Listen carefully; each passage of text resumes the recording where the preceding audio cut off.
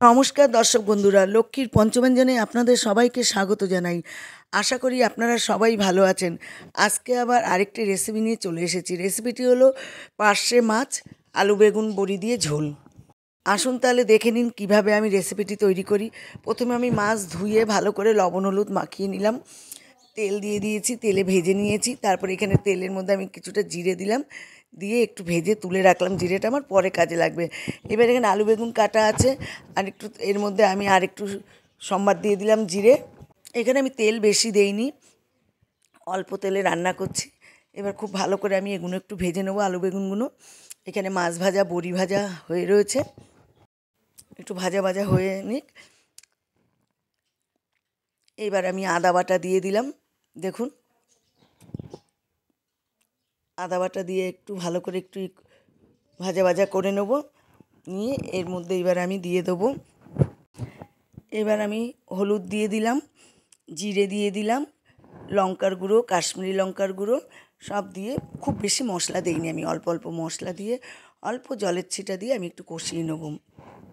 আপনারা বাড়িতে এরকমভাবে মাছের ঝোল করে একবার ট্রাই করবেন, গরম ভাতে খাবেন, দেখবেন রোজ যা খান তার থেকে অনেকটা বেশি ভাত খেয়ে নেবেন। এবার এই জিরেটা আমি একটু হামল দিস্তায় গুঁড়ো করে নেব। ঢাকনাটা আমি খুলে নিলাম, নিয়ে ভালো করে কষিয়ে নিচ্ছি মশলাগুলো। এবার আমি এখানে আবার একটু জল দিলাম, মশলাটা ঠিক ভালো মতো কষানো হয়নি বলে অল্প অল্প জল দিয়ে আমি কষিয়ে নিচ্ছি। আবার ঢাকনা খুলে নিলাম, মশলা প্রায় কষানো হয়ে গেছে। যতক্ষণ তেল না ছাড়বে ততক্ষণ মনে করবেন হয়নি। এবার গরম জল দিয়ে দিলাম। আগে আমি গরম জল করে সাইডে রেখে দিয়েছিলাম। স্বাদ অনুযায়ী লবণ দিয়ে দিলাম, দিয়ে এবার আমি ঢেকে দেবো। ভিডিওটি যদি ভালো লাগে লাইক কমেন্ট শেয়ার করে দেওয়ার অনুরোধ রইল। ঢাকনা আমি খুলে নিলাম। দেখুন টকবগিয়ে মাছের ঝোল ফুটছে, সিদ্ধ হয়ে গেছে সব। আর একটু ঢেকে দিলাম, আর একটু আলুটা সিদ্ধ হবে। আবার খুলে নিয়েছি, দেখুন আলু সিদ্ধ হয়ে গেছে। আমি একটু খুন্তি দিয়ে কেটে দেখে নিলাম।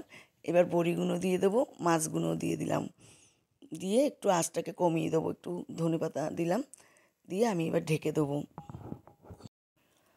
এবার আমি ঢাকনাটা খুলে নেব। হয়ে গেছে মাছের ঝোল। এখানে আমি সেই ভাজা জিরেটা গুঁড়ো করে নিয়েছিলাম, সেই জিরেটা দিয়ে দিলাম, কাঁচা লঙ্কা একটা দিলাম, ধনেপাতা একটু দিলাম, দিয়ে ঢেকে দিয়েছিলাম। এইবারে আমি সার্ভ করে দিচ্ছি।